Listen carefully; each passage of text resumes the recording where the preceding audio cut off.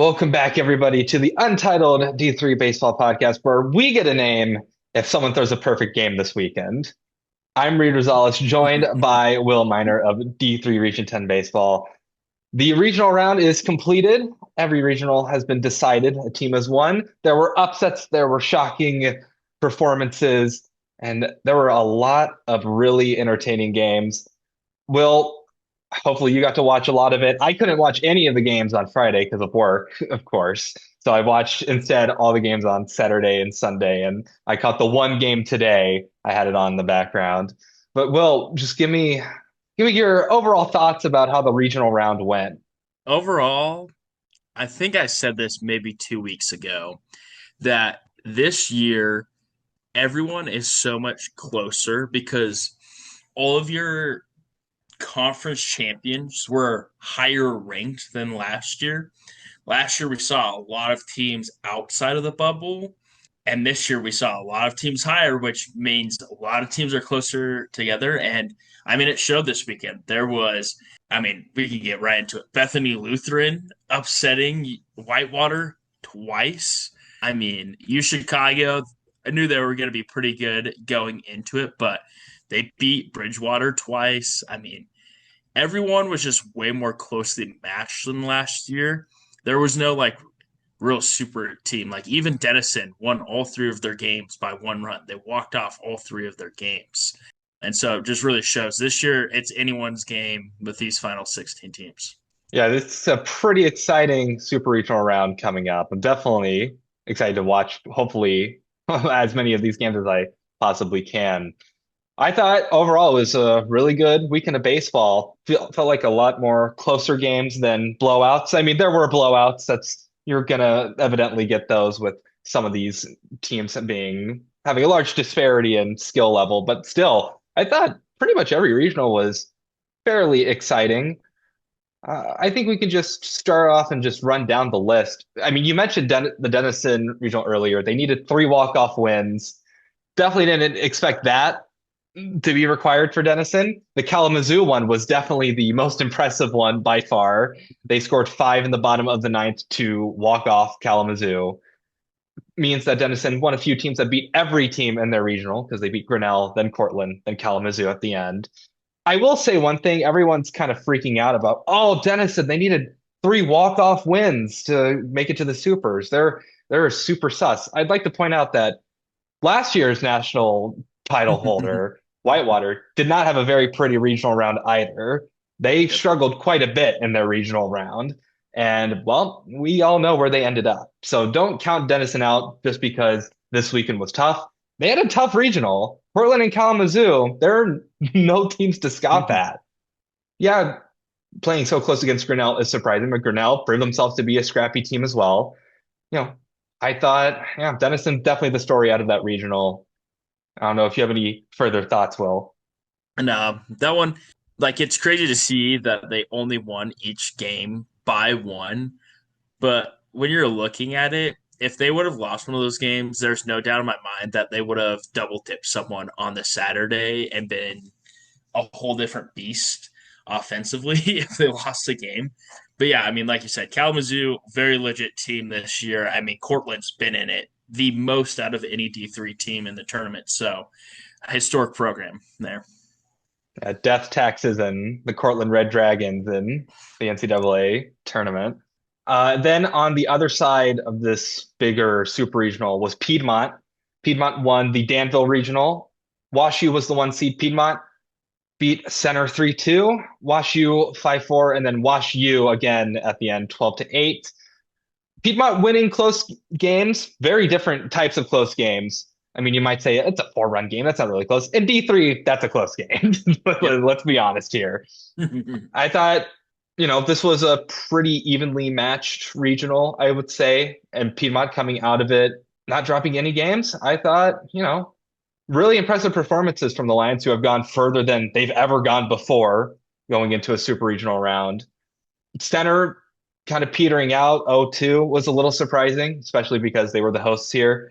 Pretty exciting regional all around, I would say. Going on to Johns Hopkins. Oh man, what a regional! This was really exciting. had two Region 6 teams in it, Pfeiffer and Mary Washington. Both lost first round. Then Pfeiffer beating Mary Washington to advance. That Yeah. was exciting. A lot of home runs hit at this regional, a lot of walks drawn. And man, it really felt like that first matchup against Hopkins and Pomona kind of decided who was going to win the regional. I Yeah. It honestly did. I mean, when you go to that top of the eighth, Cooper Berry hits a 3-run moonshot to take the 4-3 lead. You're like, oh, Pomona's going to win this. Going into bottom nine, they still have the lead. And then 2 outs, wall scraper ties the game. They go to extras. Top of 10, Kai Gonzaga hits another solo bomb with 2 outs. And it's like, holy crap. Like, Pomona's going to win the game. Nope. Solo shot and then a 2-run walk-off bomb for the Jayhawks. That 1-0 game between Pomona and John Hopkins was up there for one of the best like regional games. I know there was a ton of really good ones. Like Whitewater and Beth Lou had a crazy championship game, but like the atmosphere and how important that win was for Johns Hopkins was unmatched. I think every run that scored in that game was a home run. I'm Yes, pretty it sure it's was. literally just home runs. A crazy, of course, you're going to get that at Bad Field. A Yep. lot of home runs hit. Oh, man. And that sets up a really, really enticing date with Claremont Mudscripts, who Yeah. swept through their regional against some pretty good competition. Kane and Tufts, they're good teams. And Yeah. it's just the offense for the Stags. Alex Henderson, maybe we'll get the Mazzoni treatment when they go to Hopkins. I don't know why you would pitch to him ever. Yeah.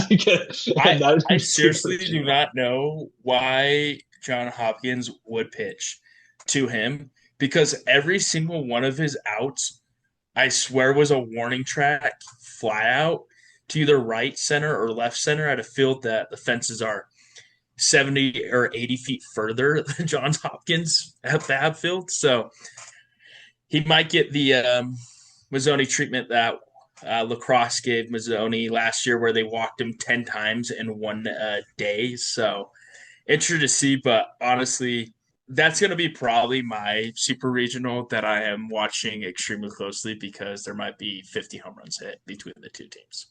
him and Bryce Didrikson both Yeah. had really good weekends. Yep. That's for sure. Claremont, very impressive. I had to think one of the Skyek teams was going to get through. Claremont was the one. Mm-hmm. It's just wow.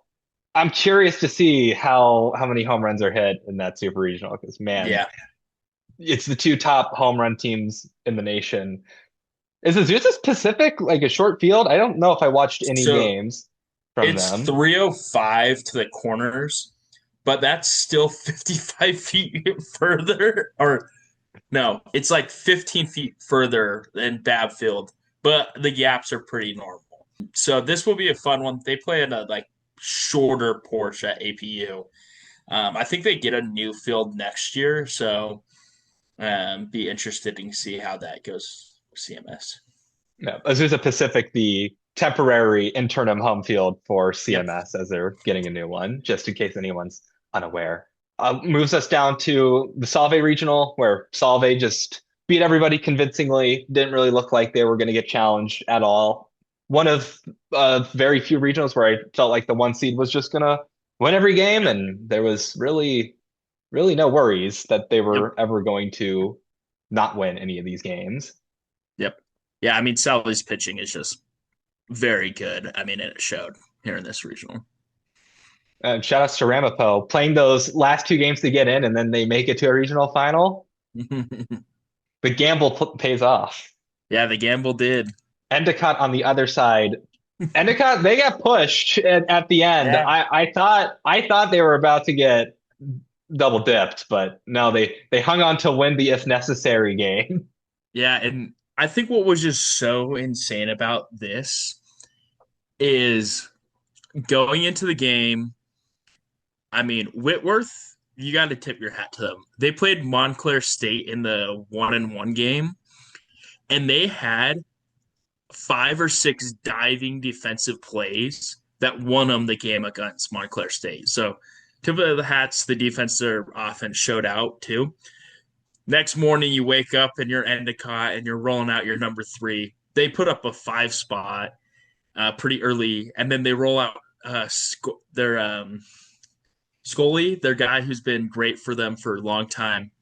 And after like two or three innings, they pull in them. I'm like, they just pitched like two of their starters in one game. Like, what the heck is going to happen? And then win game one very convincingly, and then game two slugfest, 19-12 was the final score. And sadly, the Pirates are probably one pitcher shy of being in a super regional. But man, that was an insane Sunday to watch in that regional.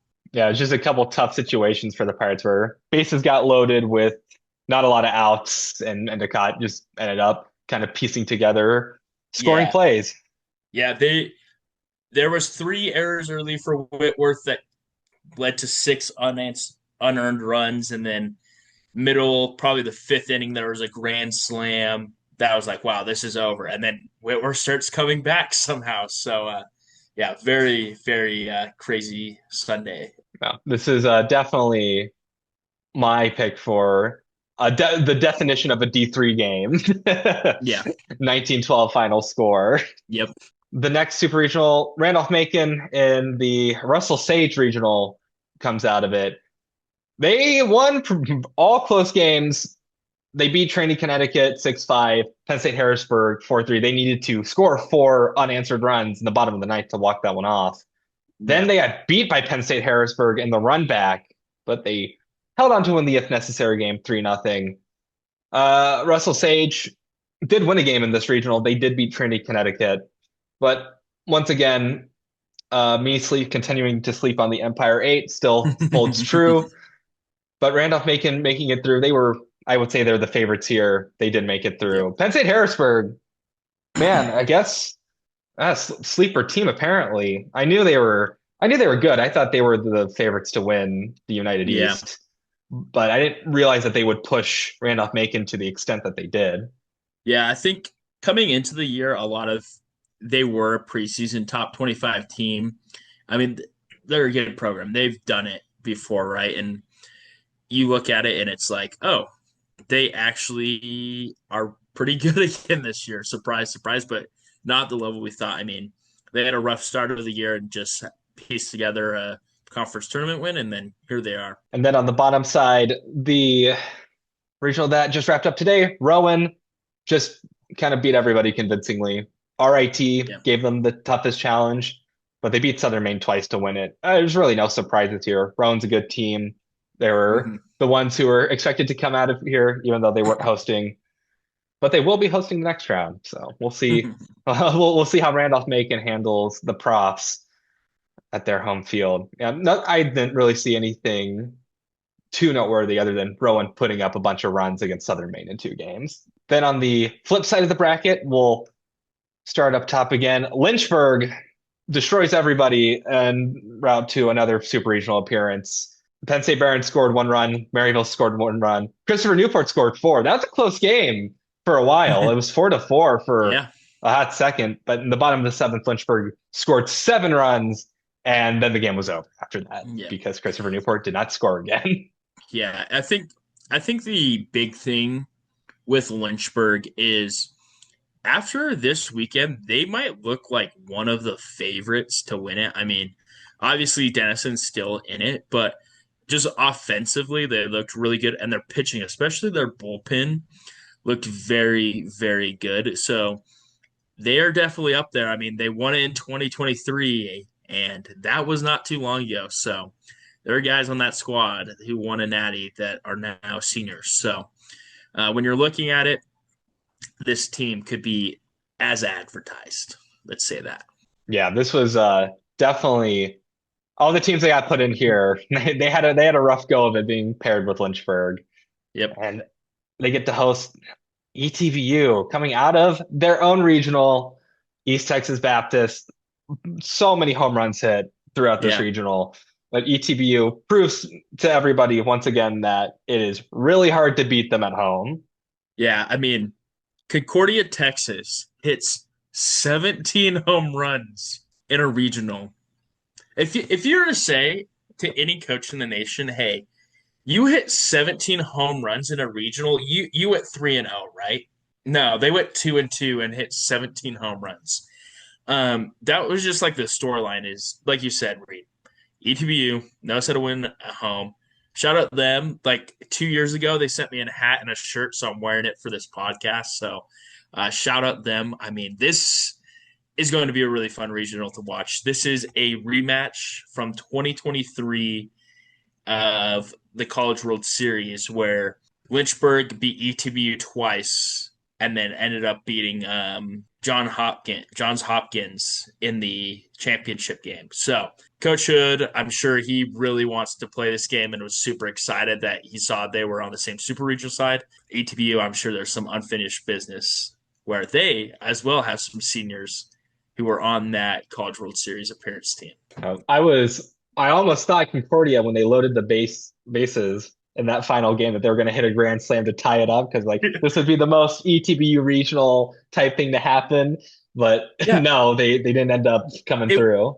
it was last year the opposite effect with Trinity and ETBU, where ETBU won the first game against Trinity, and I think someone on Trinity hit a go-ahead home run in extras in the top of the inning, and the bottom of the inning, they had runners on with 2 outs, and I think it was like strikeout, deep fly ball to left field. Everyone thought it was gone. It was no, caught at the wall or something.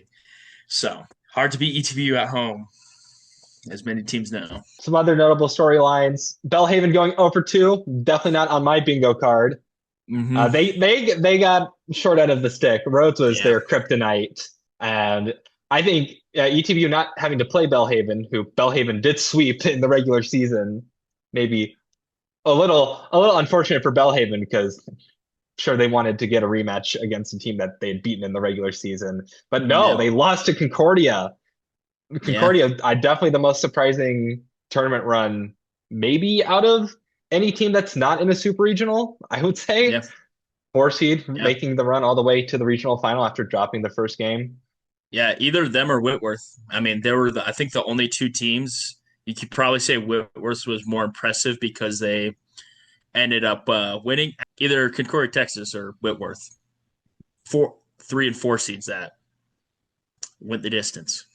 Yeah, outplacing your seeding is always a success in the Yep. NCAA tournament. On the next super regional side, U Chicago winning at Washington and Jefferson. Bridgewater, man, oh, it's tough.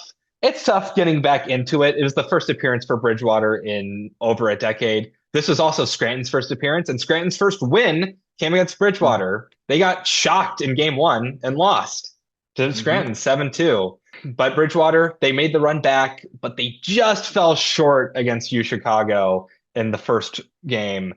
Oh man, they tied it up in the top of the ninth. They scored, I think it was 3 runs to tie things up. And then U Chicago walked them off. They ran out of pitching near the end. They put in their starting pitcher of the first game to try Yep. and salvage it. But no, U Chicago, after a bit of a tough start to the season, has made a super regional appearance. The Yeah. Maroons. Yeah. It's honestly crazy. I mean, after watching their Pomona series, not impressed. Watched a little bit of this, and they looked a lot better than they did against Pomona. But I mean, at the end of the day, I think I had someone message me a couple weeks ago and was like, "Why is Chicago not in the top 25?" I'm like, "Well, you got blown out the first like 10 games of the season. Go win a regional, and like, there's no doubt that everyone's going to put you in the top 25." So, congrats to them. They went and did it. I told them what they should do, and they went and did it. So, this next one almost had some drama in it. Another 4 seed who outpunched their weight, or maybe they fell into 3 seed actually. Hobart. Game one on Sunday, they end up coming through losers bracket, and they pushed Salisbury to 12 innings, if I remember right. And man, I'm pretty sure they had a base running mistake that lost them the game. in the top of nine. Definitely was not expecting that. I mean, Mount Union probably would have been the team that I would have felt would have pushed Salisbury, but man, what a run for Hobart. Was not expecting that. Yeah, Liberty League coming through. Salisbury pitching was strong throughout the regional, and that is ultimately what helped them in that final game because when you're Yep. in that kind of extra inning situation, depth of bullpen is usually what comes through and decides who wins. Hobart in that game only pitched three guys, by the Yeah. way, which was Which, crazy. So did Salisbury. They only pitched three guys too. yeah. I'm pretty sure their closer went like 4 or 5 innings, if I remember right, for Salisbury. Started in the eighth, ninth. Yeah, I think it went 5 innings. And the most he had gone all season was two. Crazy regional near the end. Salisbury back in the super regional, even though they had a moment of Yeah. just being kind of meandering around. They're back in it and they look as dominant as ever. Before we move on to the next one, I want to circle back to Bridgewater, Virginia, real quick. Bridgewater State. It's kind of funny Yeah. they got placed in the same super regional as Bridgewater State. Those kind of losses for a program that's really getting back into the swing of things and looking to build itself to being a national contender year after year, this is like this is an important step of the process because no hmm team comes back onto the scene and just wins the natty immediately. Yeah. It's like losses like this are going to happen. It's builds the program more, and now you have guys who will have that regional experience for the next 4 years. Yeah. All those freshmen, you got to build upon it. I think Bridgewater, they're a team with a lot of upside. We'll see what happens in the upcoming future. ODAC always a tough conference. We'll Yep. see if something similar happens next year with them. You know, you said drama. Speaking of drama, go to the Whitewater Regional. Oh man, I mean, I just want to skip to the who was it for the Royals? Was it George Brett, right? And Yep. this sticky stuff situation. I I saw the video from D3 photography, and man, I don't know if I've ever seen something like this happen at a regional in the past like half a decade. Yeah. That was wild. I have never heard of it happening, but Swarthmore's Tarp said that it actually happened in 2016 at Washington and Jefferson on a similar instance where bat was ejected, player was not ejected, but batter was called out for substance being too high on the bat. Yeah, I mean, seventh inning, what a occurrence to happen. You know, very strange occurrence. Well, Whitewater, they lost two one-run games and they won one-run game. That game against McAllister was close, and both those games against Bethany Lutheran were close. I don't remember if it was this that last game against Bethany Lutheran or if it was against McAllister. No, I think it was against McAllister. They had like some base running mistake where they tried to steal third and the guy got thrown out, but they ended up walking off the game Yeah, and anyways. this regional, there was actually a lot of base running mistakes. In the first game, Bethany Lutheran won against Whitewater. There was a ground ball to third base, threw it home. Their first base was open, shouldn't have gone. Gets out. In the championship Sunday game, no outs, runners on second and third, tie game for Bethany Lutheran. Ground ball to third baseman, guy on third goes home, play at the plate, gets out. But the batter who hit the ground ball tried to go to second and got hosed at second for a double play. So they went from second, third, no outs to third out, runner on third with 2 outs in one play. And it's just like, well, guys, if you would have went back to third base, it would have been second, third, 1 out. So, moral of the story: learn how to base run, please, because it causes heart attacks for coaches when you go home on a ground ball with no outs and a base open. Yeah, congrats to Bethany Lutheran. We will have a new champion in Division 3 baseball. That is guaranteed. No, Whitewater has been kind of a bracket demon for a lot of those teams in the Minnesota area Yep. over the past couple of years. So to get past them, it's got to feel really good for them. Then we move on to Adrian coming out. They have one of the more impressive tournament runs so far. It's Mm-hmm. as you said, well, they dropped the first game to DePaul, but then they beat Wittenberg, beat Webster, and then beat DePaul twice to win the regional. This is a regional that they hosted, so they had a bit of home field advantage to say the Yeah. least. But man, yeah, they beat some pretty good teams to make it out of here. I was Yeah. very impressed with how handily they beat DePaul after they lost like pretty convincingly to DePaul in Yep. that first game. That was definitely surprising.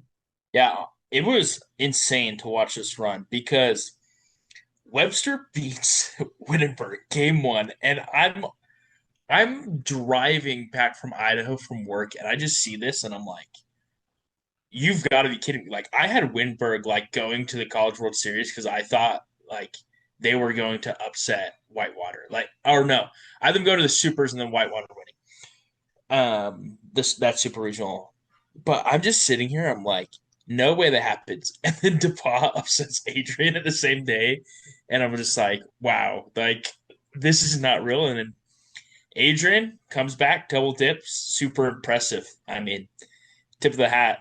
I think they're the only team who lost game one who ended up winning the regional. Maybe Messiah. Yeah, tough end for Wittenberg, 0-2. It's, for a Yeah. program that was kind of for school, I think the most surprising team this season was the Wittenberg Tigers for how good they were. Yep. Tough to see the season go like that. Got to bounce back for next year. But same principle you said about Bridgewater. They hadn't been to a regional since what, 95? It's been 31 years since that team has made a regional appearance.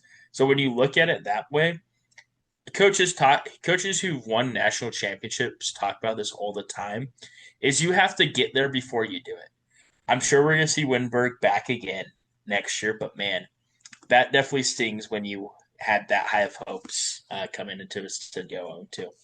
Moving on, Baldwin Wallace runs through their regional over at Milliken. They beat Wartburg, beat La Crosse in a close game, and then beat Wartburg again. That game against La Crosse was close, but I kind of feel like even if La Crosse won that game, Baldwin Wallace probably would have run the run back and then the if necessary game because Baldwin Wallace just looked pretty good this regional. Shoutouts to Yeah. Wartburg, another four Mm-hmm. seed. Maybe they're the most impressive run because I think they might have been the lowest NPI team to make it to a regional final. Yeah. They lost to Baldwin Wallace, then beat Milliken, beat La Crosse, both in one-run games, and then fell Yeah. they fell to Baldwin Wallace. They ran out Yeah. I of. mean, Milliken, man, I thought they were going to put up a lot better fight in this regional. I knew coming into this that their pitching staff was one of the best in the nation. I'm pretty sure a top 10 pitching staff, if I remember right. And man, going 0-2 with a top 10 pitching staff, that's just tough to see. I mean, yeah, Baldwin Wallace and sorry, not Whitewater, La Crosse in this regional, two teams who've been there, done it. So tough regional, but man, got to sting having a very good pitching staff and going on too. And then finally, the Shenandoah Regional. Oh my goodness. Messiah has the most impressive bracket run, in my opinion, where they started out by losing to Transylvania, but then they beat Farmingdale State, beat Transylvania, and then beat Shenandoah twice at Shenandoah's house. And in that second game, it was not close at all. It was a 13 zip win to send them to the Super Regionals. I don't know what it is with Messiah and postseason runs, but they're back at it again. Yeah, it this it's insane. Like, just think like beginning of the season, everyone they dropped a few games and everyone's like, okay, this team isn't what it is. And now they're just like, okay, we made the regional. Guess what? We're the super regional again.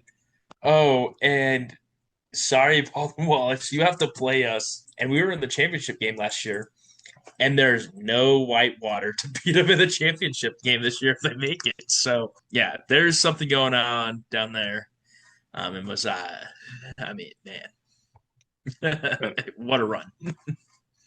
I think what makes it more impressive is that Shenandoah beat Farmingdale State 21-1 and then Pennsylvania 15-4.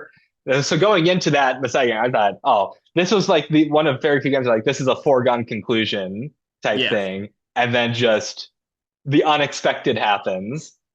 Yeah, yeah, that they was outscored their first two opponents 36-5. Shenandoah. They had their chance. One run loss in that Yep. first game. Oh, and Messiah made them pay in that second one.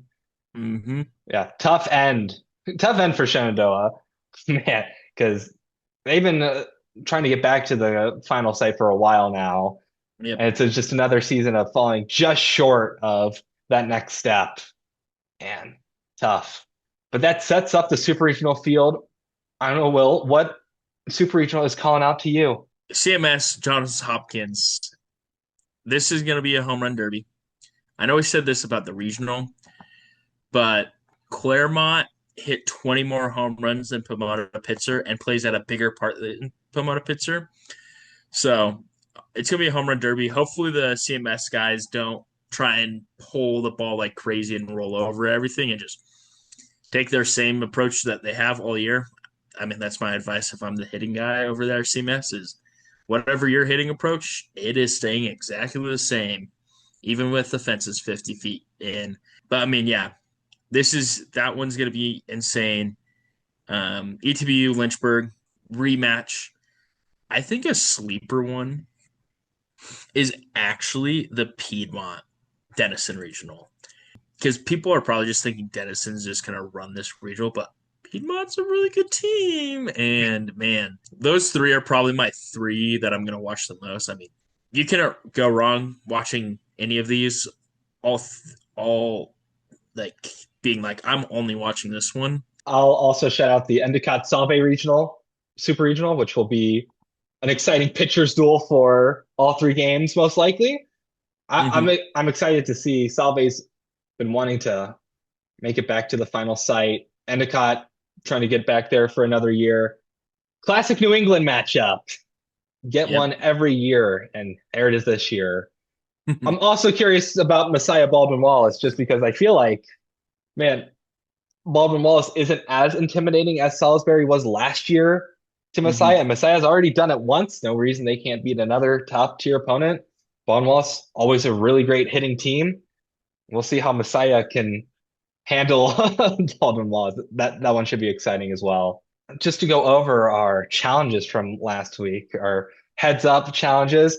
Will, I challenged you to a game of they're both stickball after all, and you chose ETBU to be the only team. I gave him a list of 17 teams that had both a baseball and softball team in the national tournament.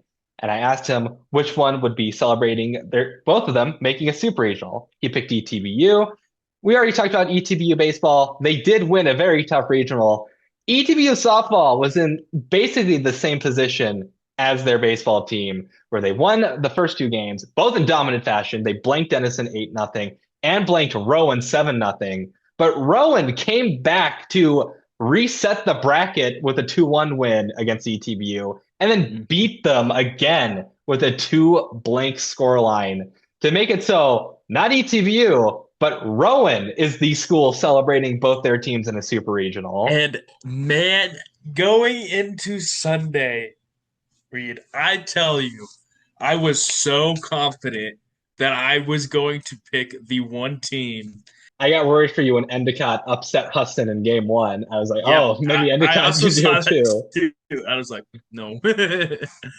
um, well, Reed, I challenged you to the Sweet 16, where you had to choose 16 of each statistic that would fall into it. The first one was home runs, and you chose ETBU. Well, Concordia, Texas hit 17, so I don't have to do the math. Doubles, you chose the DeSales Regional, and you said that had hit as well. Hopkins Regional, Pomona walked, I want to say 13 alone, and that hit.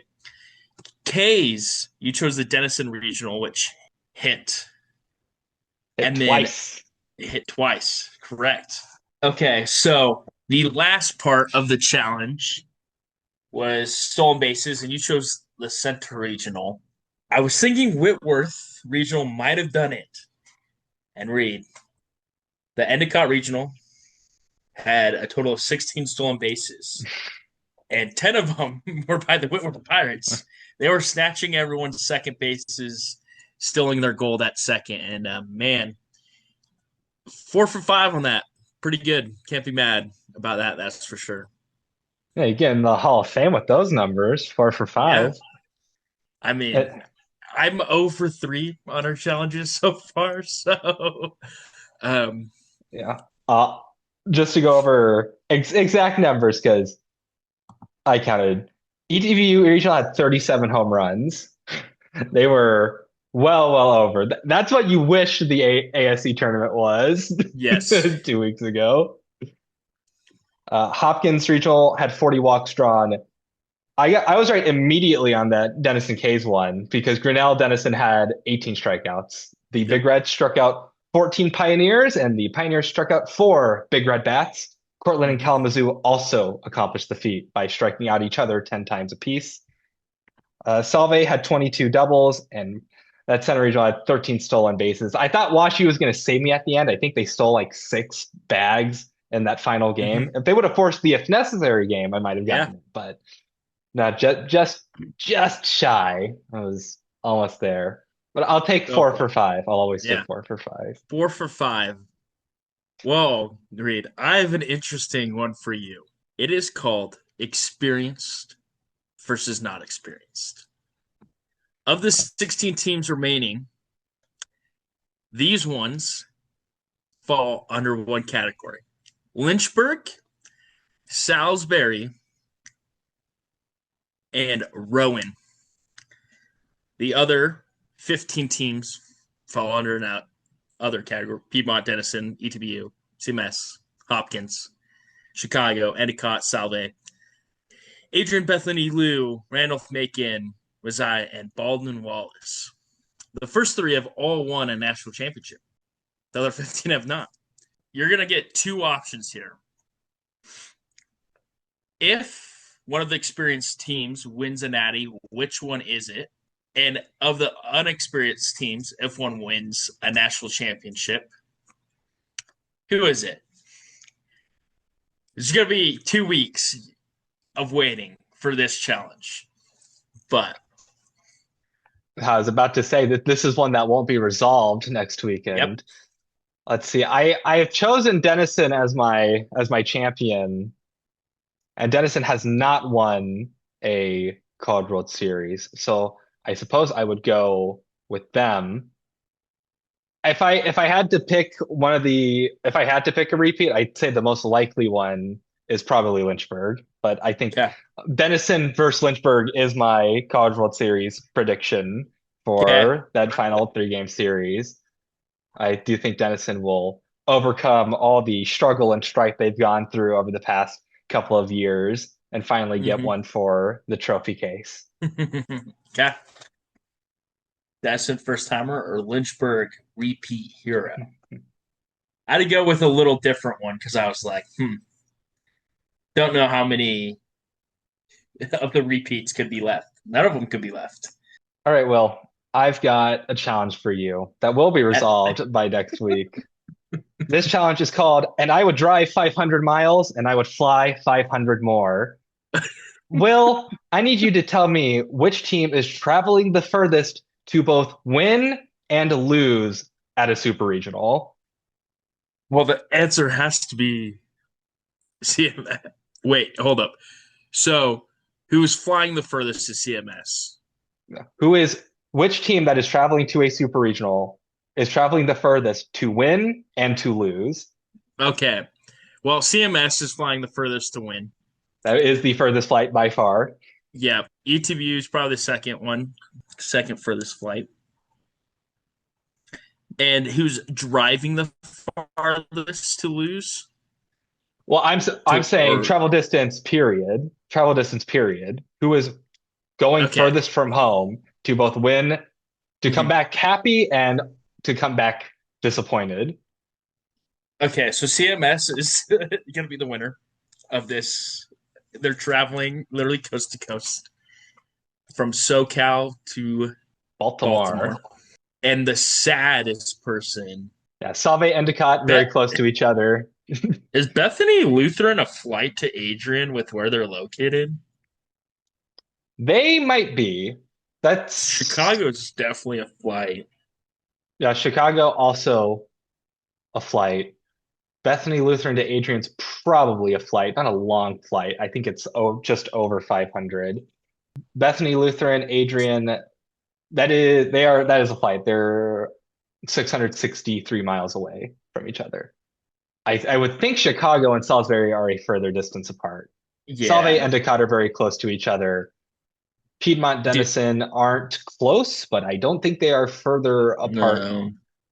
And Messiah Baldwin Piedmont, Wallace is they're close. Piedmont's in Georgia, though. Piedmont is in Georgia, and Denison is northern Ohio. That should be a flight. That is a flight, but I don't know if it's as far a flight as. I'm going to go Piedmont is going to be the sad traveler back home. Well, you are saying that Piedmont will be traveling. They are 542 miles away from Denison. That is a lot closer than I thought, actually. But Yeah. they will be flying 542 miles just to come back disappointed after. Yeah. I just think the Bethany Lou and Adrian regional is going to be probably a game three. I think Chicago could take Salisbury to a game three. ETBU Lynchburg, man, that's gonna be a fun one. Yeah, I would take Piedmont as the sad far team, and CMS is the happy team who flies back and forth across the country 3 times in 3 weeks, six cross country flights in 3 weeks. So Wow, and they'll look for more. yeah, They go out and win it. Oh man. So you're picking Piedmont.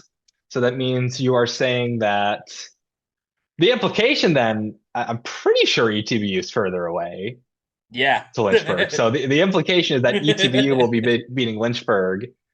And actually, Chicago might be further away than yeah. Salisbury. And So the reason why I chose Piedmont is I think the Chicago Salisbury is going to be really good. I think Adrian Beth Lutheran's going to be really good. And I wouldn't be just, surprised if there's the quote unquote upset. yeah, just to double check my work, make sure I'm not spewing that. Oh yeah, wow, they're way further away than I thought. Over 800 miles Yeah. between U Chicago and Salisbury. Still not the furthest flight, but that is a Nope. indeed a flight. All right, so CMS and Piedmont, those are your picks. We'll lock those Yep. in and come back next week for when I have a Yeah. more World Series centric challenge. Yeah. I think yeah, the smart choice would be to choose Chicago, but we are gonna risk it. You're lucky because this is one of the challenges that I gave you that option last week. This was one of the options. So I Oh could have really? potentially had you do this, but for a regional scale of who is Yeah. going to be the team traveling furthest to win a regional. Not a lot of regional hosts won, so No. would have had plenty of options. I also thought about doing what I the a spin-off of the challenge I gave you a couple weeks ago with the home runs, Hmm. except I was going to do it for the Hopkins Super Regional and look up because Case Western Reserve also hit a bunch of home runs last year. And I was going to Yeah. ask if there would be more or less hit this year, but I imagine you'd probably say more. I'm just before you even look at that, I'm saying more. I wouldn't be surprised. I didn't actually bother to look it up because I just decided against it. Yeah, you know, bad field. Home runs happen, right? Oh, 300-foot home runs do happen, and both teams play there.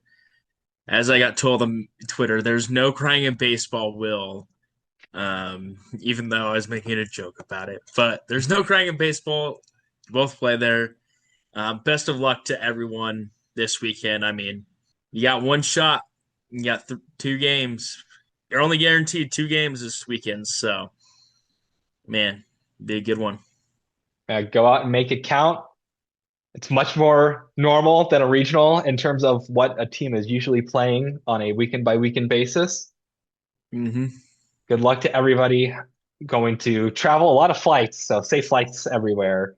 Thank you for listening, everybody. We'll be back next week for man, College World Series. It comes so fast. It really does. But until next time, everybody.